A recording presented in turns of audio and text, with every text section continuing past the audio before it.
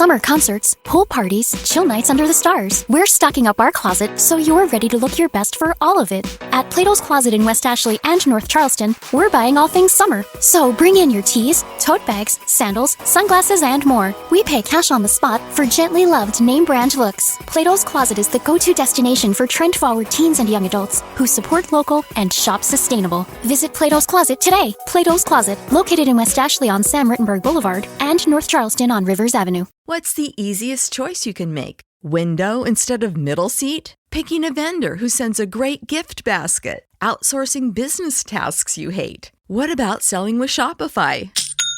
Whether you're selling a little or a lot, Shopify helps you do your thing, however you cha-ching. Shopify is the global commerce platform that helps you sell at every stage of your business. From the launch your online shop stage to the first real-life store stage, all the way to the did we just hit 1 million orders stage. Shopify's there to help you grow. Whether you're selling scented soap or offering outdoor outfits, Shopify helps you sell. Wherever and whatever you're selling, Shopify's got you covered. Sign up for a $1 per month trial period at shopify.com/try. Go to shopify.com/try now to grow your business, no matter what stage you're in. Shopify.com/try.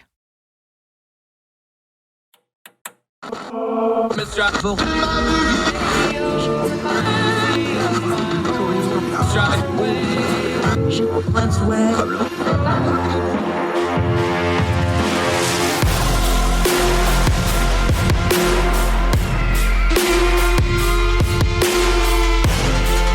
your host, Andrew Donaldson.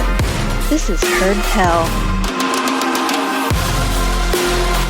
It's Heard Tell Show. It's Friday, folks. You made it. Congratulations.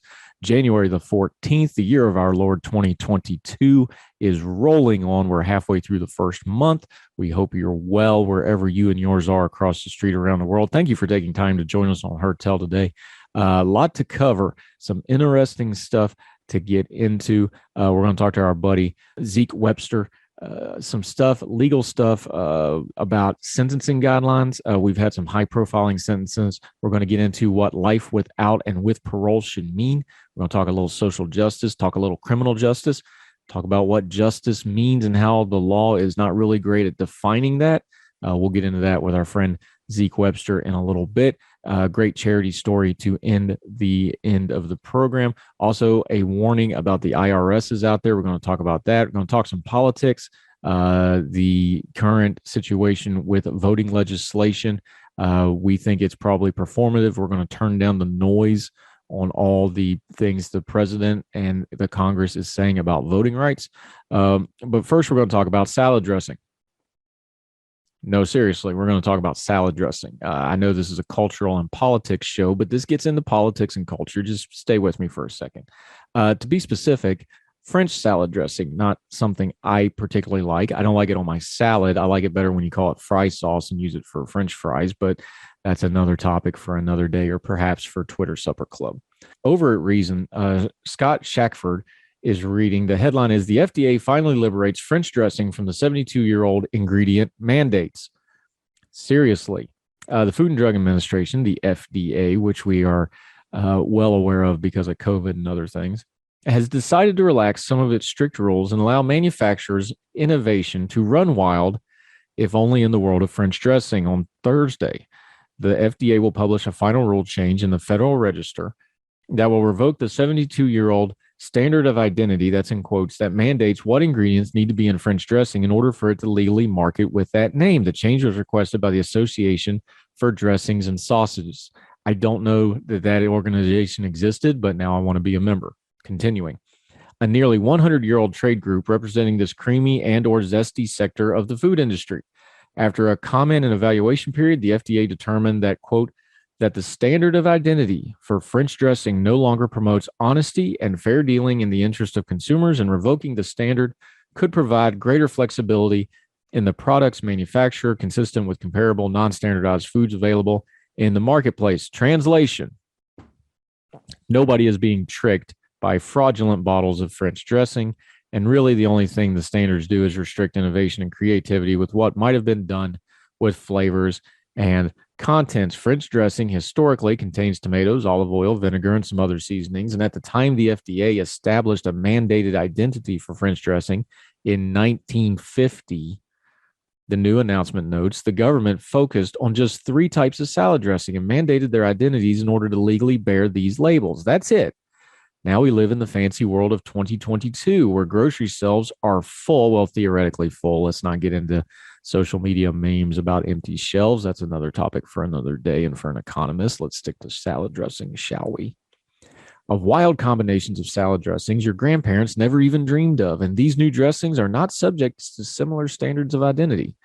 The Association for Dressings and Sauces noted in its petition that all this delicious innovation and all those fancy choices happened precisely because those other dressings didn't have 4 standards. The FDA agrees with this observation, seeing a proliferation, this is in quotes, of non-standardized pourable dressings for salads with respect to flavors, Italian ranch, cheese, fruit, peppercorn, varied vinegars, and other flavoring concepts, and compositions, including a wide range of reduced fat, light, and fat-free. Again, consumers are not screaming in despair over the lack of government-mandated identities for all of these other dressings. There's no reason why French dressing should be singled out for stricter identity demands than other dressings. This is all similar to a rule change by the FDA in 2020 to deregulate the content requirements for frozen cherry pies. Seriously. When the rule change, reading from Reason, Scott Shackford, when the rule change was announced, it might have appeared as though the FDA was giving frozen cherry pie makers permission to sell crappy products containing hardly any cherries to unsuspected buyers. But the FDA noted that only frozen cherry pies were regulated with these restrictions, not the other forms of frozen fruit pies, nor the fresh pies themselves. And yet consumers were not, in fact, being screwed over by a substandard fruit content of frozen apples or raspberry pies. Consumer power and influence, and more importantly, consumer choice and consumption, has been enough to keep manufacturers honest. There is a similar market response at work here with French dressing. The FDA notes in its final rule that French dressing manufacturers have standardized their products in a way that's even narrower than the FDA identity requirements in response to consumer demands. In other words, U.S. French dressing lovers want a tomato-based sauce with a sweet taste that is reddish orange in color. That's it. French dressing manufacturers understand that this is what the consumers want and are going to give it to them. Market forces, not the FDA, have standardized the contents of French dressing. The end of this piece is the punchline. One final punchline about how long it takes the FDA to do anything, no matter how inconsequential, like labeling French dressing. The petition by the Association of Dressings and Sauces for deregulation was initially submitted to the agency and will be approved on Thursday. Was initially submitted in 1998. It only took 24 years to get this rule change. Why open up a culture in politics? We don't understand how much reach government regulation gets into our lives. Imagine a 24-year government process to properly label French dressing. Is that effective government? Is that good government? I don't know. Sometimes we get a little lost in this stuff and we want to use a little lighter topic. Illustrating absurdity can be useful in understanding just how out of control some things of government get. And it's not a nefarious out of control. It's just kind of a inertia of creep of bureaucracy. Why in the world is the government and the FDA worried about French dressing in the same time? I get that we want to have some standards on foodstuffs, and a lot of our food rules were actually made back in the early 20th century, late 19th century, where canned foods that were improperly sealed really were killing people, and they were putting in all kinds of funky ingredients that really could hurt you. There was a demand for that, but that's not the world we live in now. Consumer protection is a very different beast, but our government hasn't really adapted to it. So we can say it's kind of silly to start out with French dressing as a entryway to talk about regulation, but just think about if that's what it takes to change regulation about French dressing, how much would it take to change regulation that actually affects you? Think of it this way. During the COVID pandemic, a lot of regulations were suspended and put by the wayside in the name of an emergency. Well and good. We should probably ask ourselves, though, if all those regulations and rules and bylaws and whatever the case may be could be set aside for an emergency and we didn't really miss them and people really weren't dying in the streets or wailing at the unfairness of it all, maybe we shouldn't have had all those to start with. We tend to look at regulation somewhat like a potted plant. We mostly ignore it unless it dies or smells bad, and then we realize we forgot to water it. We do that with our government. We forget that government needs tended to, especially the bureaucratic arm of the government. Bureaucracy creeps and grows and becomes malignant if not tended to. Things like the FDA, how they label salad dressing is kind of a silly topic, but it is an example of what happens when government isn't innovated and it isn't controlled and it isn't managed. We don't need these old standards for things like salad dressing. Our government has more important things to do, especially the FDA, who showed themselves to be completely inept, unable to communicate, and unable to function at their basic job when things like COVID-19 hit. Maybe if they don't spend 20 years on salad dressing, they could be more focused on things like vaccines and home testing kits and trying to not let 800,000 Americans die of a disease because of inefficiencies in the way our public health is managed. It's not all their fault. It's not because of French dressing that COVID-19 happened. But these things don't happen in a vacuum. They happen in a sequence. And a government agency that can't get salad dressing right, it's no surprise that they're going to have trouble when there's a real crisis with real lives at stake at hand.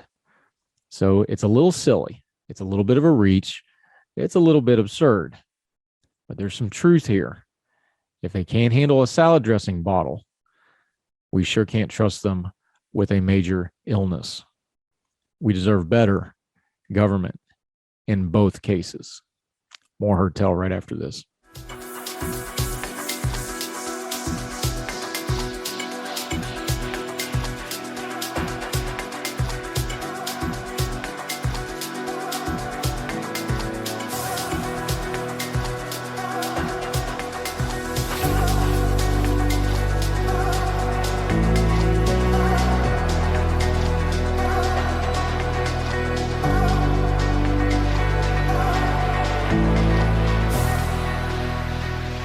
Welcome back to Heard Tell. Let's talk voting rights for just a minute. The Democratic Party has made a priority of voting rights, and that's obvious with the way elections went down in 2022, with the way the Republican Party has conducted themselves in talking about conspiracy theories and other messes with elections. Elections are important. Well, the Democratic Party has been promising their base a whole lot of election-style reforms. The problem is they have a 50-50 Senate, so the chances of that actually happening without getting some moderates on board and or a few Republicans was nothing. They didn't get any of those moderates or Republicans on board, and lo and behold, here we are. They don't have any electoral reforms despite a year's worth of rhetoric and noise.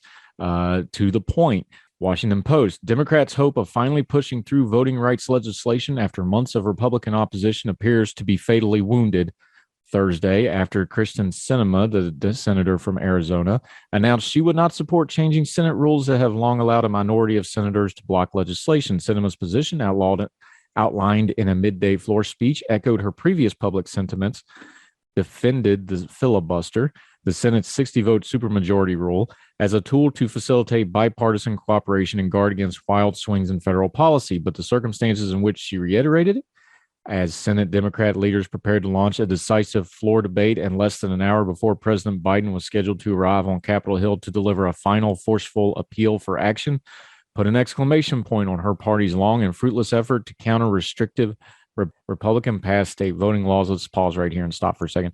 We're going to set the election stuff and the actual details of these bills to the side. We will have on experts to talk about those, like Jenny Coulter, our election friend, who has gone into great detail on this program before about the good, the bad, and the indifferent of things like the John Lewis Voting Rights Act, like H.R. 1, the For the People Act, other priorities in legislation. Those are detailed things. We'll get into them at another time. What I want to deal with right now, just to turn the noise down on this, is why this is happening today. Okay. This is not news. This is not new. Senator Kristen Sinema, and Senator Joe Manchin have told the Democratic Party since at least March that they were not going to break the filibuster. And we've had news story after news story, news cycle after news cycle, pundit after pundit, commentator after commentator coming up with some version where they weren't going to say no to this. And both of them were consistent and said no. Now, I understand people want to argue whether they should say no or not. They want to argue about the filibuster. Just the facts on the ground is they said they weren't going to vote for this. And here we are a year later. They're still saying they're not going to vote for this. So what we have here is what we call failure theater. This is the habit of Congress and the Senate, and the congressional side is guilty of this too, where they fail publicly to make it look like they're trying really, really hard. Your actions speak louder than words. I want to ask our progressive friends something because they've been bringing it up because I've been talking to them about them. They're very frustrated here. You have the president going out and talking about what a huge priority this is for him. And yet it's set to the side burner at best for over a year while they went after other priorities. That's fine. That's his prerogative. It's his administration. The Democratic leadership, Chuck Schumer in the Senate and Nancy Pelosi as the Speaker of the House, they can set the agenda any way they want to. They went after Build Back Better. They did COVID relief. They did infrastructure. I understand politically why they did all that. Infrastructure was the one that had the best chance to pass, and it did. COVID-related stuff was going to pass, and it did. So they focused on those things, and then they took a flyer on trying to get the Build Back Better stuff through, which so far to date has failed. They're not going to get it in anytime soon, and with the election looming, it's not looking good. So why today? Why this week? Why all of a sudden are they talking about this election legislation as if it's the most important? It's very, very simple. It's an election year. They've got to go into these neighborhoods. They've got to go into these districts. They've got to go into these states. They've got to fire up their advocates and their base and their most solid supporters who really, really, really wanted this. And they're not going to get it. So somehow they got to make it look like they did something to try to get it. I call it kabuki failure theater. The Republicans do this too, but this time it's the Democrats. So let's call it what it is. This is an exercise in look how hard we tried. Oh, gosh, darn it. That mean Joe Manchin and that mean Kristen Sinema and them mean Republicans. They won't give us what they want, but look how hard we tried. Senator Chuck Schumer is not a fool. He knows whether he has the votes or not. The rule that governs our legislative branch has always been very simple. If you got the votes, you vote. You pass it. He's never had the votes for this. That's why they've never voted on it. Now they're going to force some votes simply to show that they tried really hard. They know it's going to fail. What we do on this program is we turn down the noise. I'm all for hearing out and debating election reforms with folks. These packages, we don't want to broad brush them. We talked to Genya about it back when they first issued them. Things like the John Lewis Voting Rights Act had some really good stuff in it, had some things we disagreed with. H.R. 1 had a lot of really bad stuff in it. And I'm not just talking policy bad. I'm talking about poll workers would not be able to actually implement large sections of it kind of bad. But we should debate those things. They should bring it to the floor. They should debate it. They should hash it out. We should talk about election reform, especially with bad faith actors in the Republican Party and some in the Democratic Party, by the way, who want to change how elections are done. How we vote is very, very important, and it needs to be protected. But it deserves better than failure theater, which is what it's going to get today.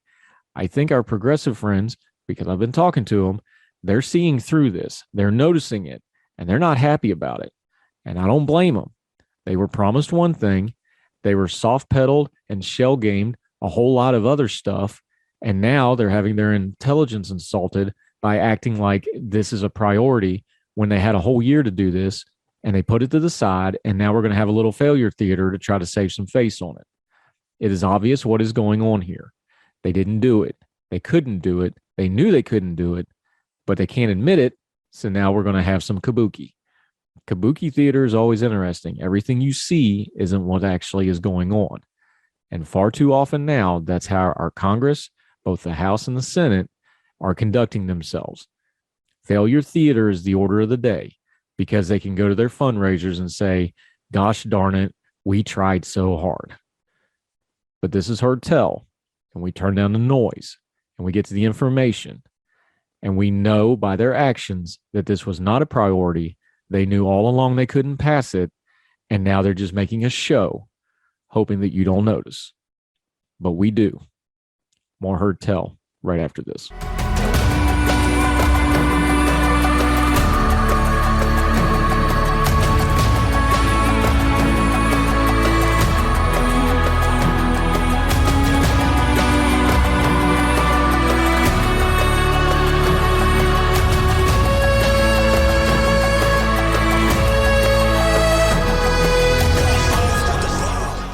It's Heard Tell. We're welcome back a friend of ours, Zeke Webster. He's an attorney. He's a public defender. He is a sometimes contributor at ordinary-times.com. Hint, hint, hint, Zeke, we miss you. Get to writing when you get a chance there, when you're not defending the downtrodden and upholding freedom and justice. How are you, sir? I'm doing just fine. How are you? Good. We did a little back and forth on Twitter. I wanted to get your thoughts on it because I think it's a worthwhile conversation to have. But you were doing what you normally do. You were advocating for legal matters and matters of justice. And you started talking about sentencing guidelines and sentencing standards, especially when it comes to things like life without parole. Just real quickly, so you can kind of overview, let's make sure we got our nomenclature right. Life without parole, what does that specifically mean? What does it mean legally? And is the parlance, the way we take that to mean it, the way it actually is in the books and in the court of law?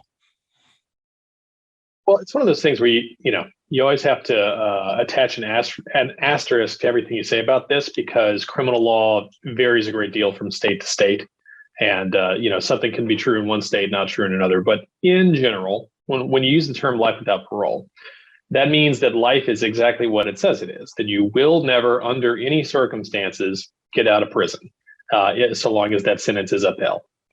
So. You kind of can think of it as a continuum between a death sentence where the state will kill you in prison, and life without parole, which is a guarantee that you will die in prison of some other causes than an execution. And then below that, you have life with the possibility of parole, where you may die in prison, or at some point down the line, usually after a very long period of time that's set up by statute, you may become eligible to be released on parole. And so the main distinction here is that there's the third of those categories is the only one that really leaves any kind of discretion or any possibility of the sentence changing in response to what changes in the life of the person sentenced over the course of a very long period of time in which the sentence is carried out. So let's break this down just a little bit, though, because like you just mentioned, like we've seen in these court cases, this is highly changeable and susceptible state to state. Federal guidelines are even different because there's no parole system at all. That has a lot to do with this as well, doesn't it? So even though we're going to kind of talk about it in broad terms, there's a lot of minutia here when you get into the individual states and municipalities. For sure.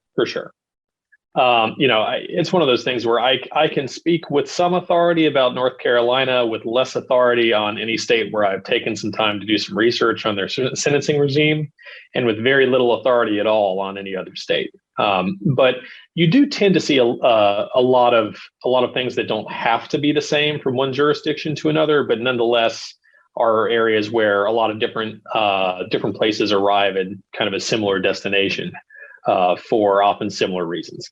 Yeah, Zeke Webster, attorney, joining us. All right, so let's get into kind of a common trope that we see on social media, something we hear in social media a lot, being tough on crime. I know you push back on this a lot, but I want to give you a little bit of deck to kind of articulate this a little bit further. Of just because a sentencing guideline isn't life in prison without parole or life with parole or the death penalty or the harshest penalties we got on the books, there seems to be this small-mindedness that there's no medium of talking the most of somebody's life or the majority of somebody's life. And there seems to be this argument of, well, to be tough on crime, you have to take it completely out of anybody's hands to ever review this case ever again, ever. And that's where you start to have some problems with it, isn't it? Yeah, for sure. I mean, there's a lot of kind of different angles to take on it. But to begin with, I simply don't believe in eye for an eye. They talk to you in law school about the purposes of punishment and theories of punishment and so on. And, part of part of what a criminal punishment is supposed to do is to, in some way, kind of even the cosmic scales. That if somebody's done wrong and it caused grievous harm to other people, that they should, in some way or another, be made to suffer to balance that out. And I don't think that I completely discount that as a purpose to do anything, but when you're doing that, what you're doing is you're increasing the amount of suffering in the world. And it may be that provides some sense of closure or justice to people who have suffered as a result of what the crime that took place. But fundamentally, it does not and it cannot undo the harm that was caused. And what it can do is it can make life worse for the person being punished, for the family of the person being punished, and sometimes for other people that don't have anything at all to do with whatever wrong that was done. And so, like, in that context, if you're looking at sentences of 10 years, 20 years, 30 years, that's an extremely long time. That's a life-changing amount of time. And if somebody I just kind of like try to anchor it in my own experience, right? That, if you look at a sentence that in the context of a serious felony, a lot of people might not think of as being all that long, 10 years, right? Well, I'm 35 right now. I'm a married practicing public defender. And when I was 25, I was a guy waiting tables outside that had just gotten out of college. I think that, the bulk of my adult life has all happened over the span of 10 years. And people can grow and change a great deal in that amount of time. And a lot of things can happen that if you're in jail, you miss. If somebody has young children and they go to prison for 10 years, you're basically missing out on all of that child growing up. You're probably going to miss out on the deaths of your parents. In a lot of these cases, I mean, you're going to miss out on anything and everything for a very long time.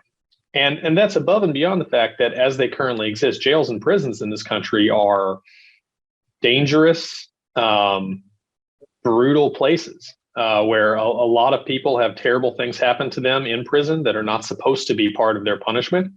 It is a national disgrace, the extent to which we turn a blind eye to sexual assault and other violence that happens inside prisons. And, I think that anybody listening to this, if you were faced with the possibility of doing 10 years in prison, you would regard that as an awful, awful thing that you would do just about anything to avoid. And so I think given all that, you can't look at 10 years and say, oh, well, that's just a slap on the wrist. I mean, it's not, even for very, very serious crimes that cause very, very serious harm to other people.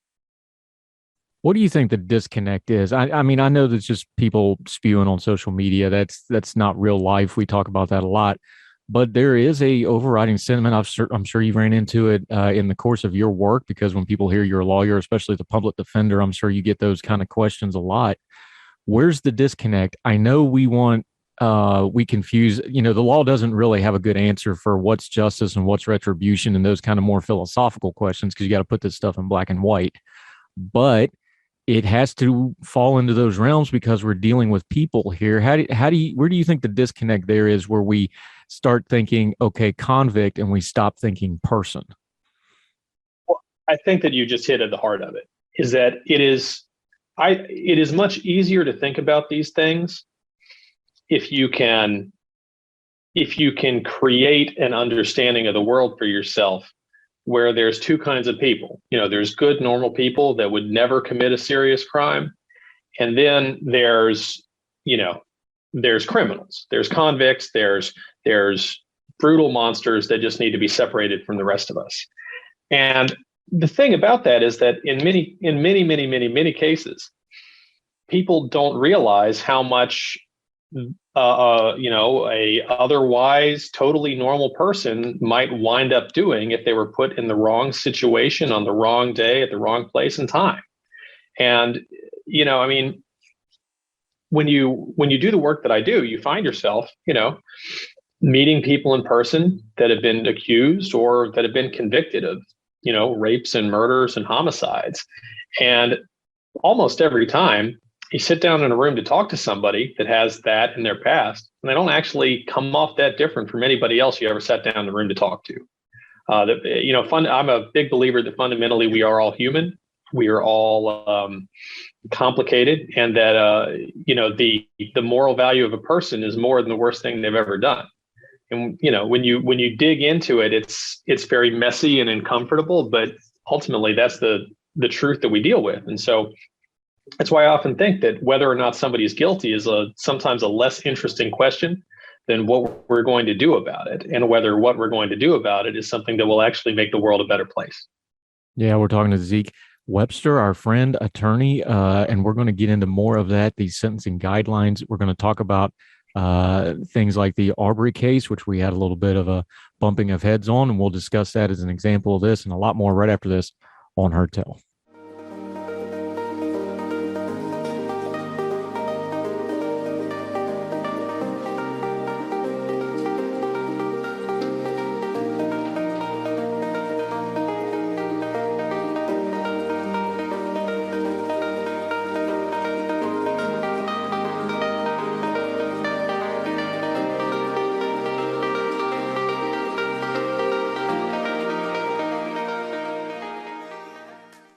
Welcome back to Heard Tell. I'm Andrew Donaldson, still joined by Zeke Webster, our attorney friend who's becoming a regular on the program. We love to have him because he is on the sharp, pointy end of our criminal justice system, doing the public defender work, God's work down there.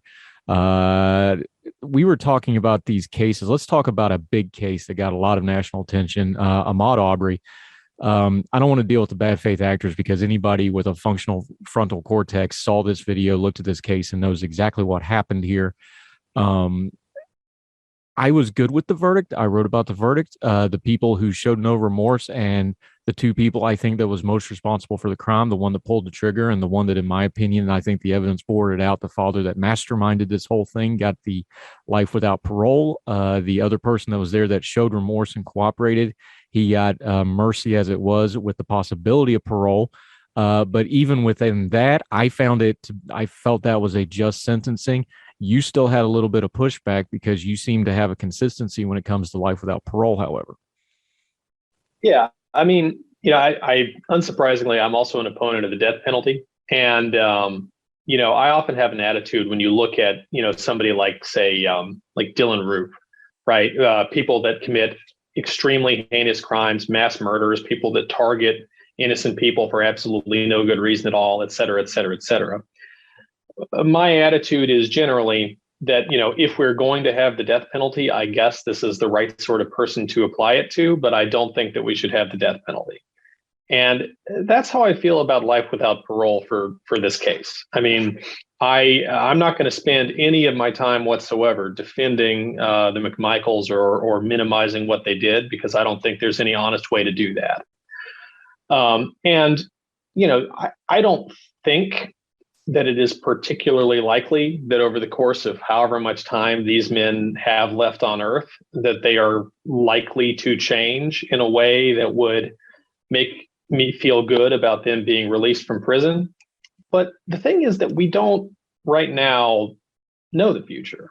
And so, Travis McMichael's 35, and it may well be that he's going to go to his deathbed having not shown any genuine remorse, having not shown any meaningful change, or at least not enough to really change how we should feel about him as a person. But there are a lot of stories out there of, people in their, often as teenagers or in their early 20s who wind up going to prison for their entire lives because of something that they did when they were very young, and something very, very awful that they did when they were very young, who really do manage to accomplish what we would think of as rehabilitation in prison, who do everything that you could imagine a person doing to atone, to accept responsibility, to change who they are, and to have a positive impact on the world. And, when you've got somebody that maybe 30 or 40 years down the road really has achieved that kind of reformation, I think that there should still be at least a chance at eventual freedom for somebody like that. And so, I think that if we were to leave open the possibility of parole for the McMichaels, I don't think that they would ever actually deserve it, and I don't think they would ever actually get it. but I don't know that for sure. And, I don't like that there's no possibility left open for any kind of change far down the road in the future. And I also don't like that this is all taking place in a set of statutes that remove the possibility for leaving this kind of thing open. Because, there are a lot of other cases where people have done, in my view, still very, very serious, grievous crimes, but crimes that I think are less inexcusable than what the McMichaels did, who still face mandatory life without parole. And when you set the system up so that there's no off ramp, there's no way to account for the complications of life or any kind of way in which people might grow or change or try to atone, you wind up with injustice. And that's the real thing that I object to. Yeah. And I'll just be honest here. This isn't a philosophical argument. This is just my feelings on it. I feel a lot of like when you're talking about this, like I do on the death penalty, I can get like 99% of the way there. I can almost get there. And then you get, the literal baby killers of the world. You get a war criminal. You get a McMichaels who just straight up lynch a guy in broad daylight and expect to get you get those outlier cases. Is this where we need to go back to what you were talking about before of trusting I know we hate to say trusting the system because that sounds, Pollyannish, but this is why you have a parole review board. This is why you have people designated outside of the criminal justice system to come in later and review these things 10, 15, 20 years later. Is it just a matter of trust, or is it a matter of not understanding how a parole review works down the road, that, hey, they're not just letting criminals out, although you can probably find examples of that. That's their job to review these things after the fact, after there's been sometimes decades of new information and personal change in these people. Yeah. And I guess my attitude would be that anytime you set up an institution like a parole board, it's going to make errors in both directions. It's going to both release people that maybe should not have been released, and it's going to keep people in prison that really should have been released. And my attitude, and this may just be my kind of public defender spirit on it, is that I always feel more moved by somebody who remains in a cage that really, really shouldn't be than by the prospect of letting a moral monster out after several decades. And the thing is that when you can't make a system just for the really, really exceptional cases. You can't design these absolute punishments of life without parole or the death penalty and ensure that they're only ever going to apply to the absolute worst of the worst. And in practice, what we've seen for many, many, many years of this process is that, the people that get sentenced to death are overwhelmingly poor people of color, people that did not have effective legal representation at the trial level. And, those aren't the things that should be determining these results, but in practice they are. And, when you set things up and you say that, well, for this charge, it's mandatory life without parole, sure, you're going to get some people that get mandatory life without parole who really are never, ever, ever going to be safe to release from prison. But you're also going to get a bunch of people that are going to have their entire lives taken away where there really wasn't what needed to happen in their case. Yeah, Zeke Webster joining us. One last quick question for you, kind of put a bow on this. We're talking some big picture stuff. This is, total criminal justice sentencing hearing. This is a lot of stuff that's outside of the normal person's reach to really do much about other than talk about it. Where do you think we start with trying to make something like this better? Is it on the institutional side, doing prison reform, parole reform, things like that? Or is this another example where we'd probably be better going after the prosecutor side of it, where they're more, most of those are elected officials. You can put down sentencing guidelines. You can put pressure on that way. We've seen some high profile cases like out in Colorado where they had to come back and revise things after public pressure. What should the average citizen be focusing on there? Is it the institutional side or is it the official side, do you think? I think it always has to be a mix of both. People should vote. They should make informed votes in district attorney elections for sheriff, things like that. And in particular to this kind of stuff, people should not try to get out of jury duty. I mean, if it's a hardship that is not, I understand for some people it really, really, really is an unacceptable hardship to serve on a jury. But I think that the jury is a really powerful institution of self-government if we allow it to be, and for it to work the way it ought to work, that requires people to really take it seriously and to serve thoughtfully. And that's I think if I were if I have to ask one thing of people that are listening, that'd probably be the most concrete one. Just try and get on a jury the next time you get called and think about this kind of stuff. As with everything else, the complexities of the legal system, if we kind of do the little things, we might actually do some good with it, right? Zeke Webster, we appreciate you. He's a regular on the program. You can find him on Twitter at Don Zico, and he is going to be doing all kinds of great stuff for us in the future at Ordinary Times and on Twitter, advocating. He does that, and although we disagree some, sir, I appreciate your consistency and your viewpoint, and I hope you're doing well. Appreciate your time today. Oh, my pleasure. All right. Talk again soon, sir. Appreciate your time.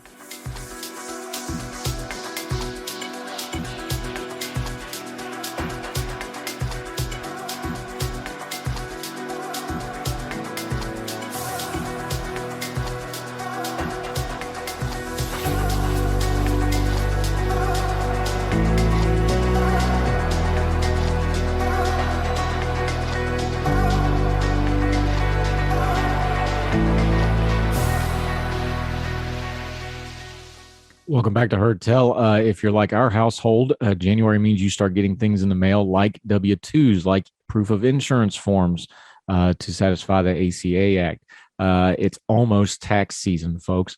So this headline is something that you want to file away and bookmark and just keep in the back of your mind as we start heading into the spring and tax filing system. From CNBC, the IRS is in crisis. Here's what to know as taxpayer advocates warn of potential for refund delays in 2022. Piece goes on to say, quote, in December, the agency had 6 million unprocessed individual tax returns and 2.3 million unprocessed amended individual returns. According to the report, it also has a backlog of 2 million unprocessed employee quarterly tax returns and roughly 5 million pieces of taxpayer mail from April of last year.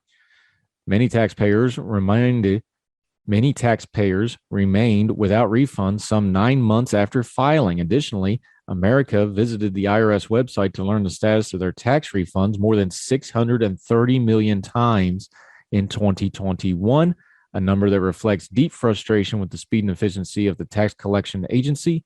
According to the report, the IRS is in crisis, this is a quote, and needs to apply resources to its core mission, processing these returns and paying the corresponding refunds.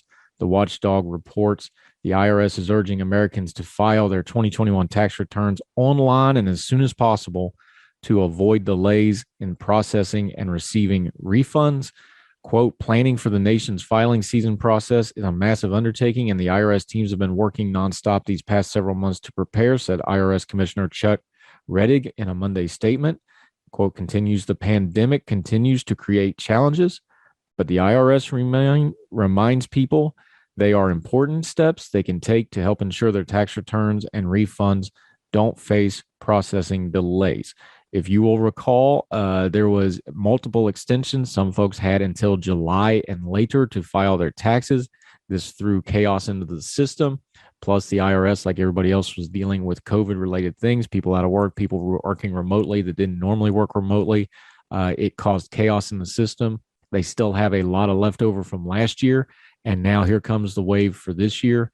Folks, plan accordingly. You might not get that tax return back in a couple of weeks. It may be longer. Do your taxes as early as you can. Get in front of the system. Try to take care of you and yours. Remember, all government entities, just treat them like the DMV, and then that way you're pleasantly surprised if they function efficiently, quickly, and politely to you. Better to be surprised. Prepare for the worst, hope for the best, especially when it comes to your taxes. But please, for God's sakes, make sure you pay it. The one thing they're efficient about is hunting you down if you don't. More Heard Tell right after this.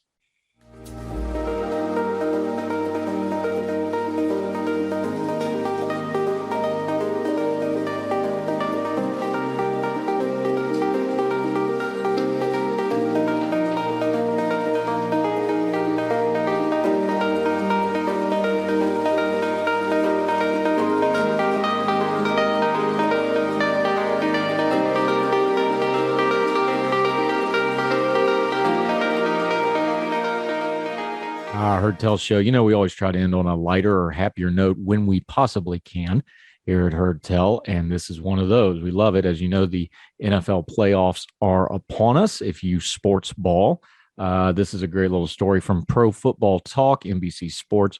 Quoting, the Pittsburgh Steelers were teetering on the precipice of missing the playoffs. We need that good NFL film music, you know, the orchestrated da-da-da-da-da. We need that kind of music for this, but it's a one-man show. We have limitations. Back to the piece. The Pittsburgh Steelers were teetering on the precipice of missing the playoffs due to the impending tie in the final regular season game of the 2021-22 season. If Sunday night's game between the Los Angeles Chargers and Las Vegas Raiders ended in deadlock, both of those teams would make the playoffs while the Steelers would go home. Daniel Carlson's 47-yard field goal gave the Raiders a win, sent the Chargers home, and finally secured the final AFC playoff spot for the Pittsburgh Steelers. As a thank you to Carlson, Steeler fans have been making donations to charity Carson's has been affiliated with for making the kick that kept their season alive. At Steelers, please thank your fans who are generously donating to charities I've been involved with. Carlson wrote on his Twitter account. I'll add some links below for any others who would like to join in the fun. Playoffs, all caps. Carlson linked to the Boys and Girls Club of Southern Nevada, the After School All-Stars of Greater Las Vegas, and the A-Team Ministries, which provides support for families dealing with pediatric cancers. Fans of the Buffalo Bills made similar efforts to thank Andy Dalton, Tyler Boyd, and the Cincinnati Bengals in the 2017 as their victory over the Baltimore Ravens in the final weeks of the season ended their 17-year playoff drought. Pretty cool story. We sometimes knock on sports fans for losing their minds. This is a case where they used their enthusiasm for a good cause, brought some smiles, got some money to some good causes. Well done, everybody. That's the kind of sports fan you ought to be. And we like those kind of stories here on Heard Tell. That'll do it for Heard Tell for today. However you're watching and or listening, make sure you share us on your social media. We sure appreciate it. All those platforms, YouTube, iTunes, Spotify, iHeartRadio, wherever you're listening, those have share buttons. Use it. Put us on your social media. Let people know our little program's worth checking out. They also have comments and likes and things like that. Please fill those out. It only costs you a couple clicks and a few seconds of your time, but it means a lot to us. We really appreciate it. If you comment on any of the platforms that we're on, we will try to respond to you. If you want to contact us directly, at Heard Tell Show on Twitter, heardtellshow@gmail.com. Write us a little note. Questions, comments, epistles, comments, whatever you got. Be nice. Keep your bearing. Love to hear from you. Might even add it to the show. You never know. The feedback from this week has been so impressive, from the really important and heavy stuff like Morgan Stevens' interview on Monday to some of the lighthearted stuff. We sure appreciate hearing from you. We'll keep doing it as long as you keep watching and or listening. So wherever you and yours are, we hope you're well. We hope you're well fed, and we hope you have a great weekend. We will see you on Monday right back here for more Heard Tell. Take care, y'all. All the music on Heard Tell is provided under a Creative Content license from monstercat.com. Somos la máquina.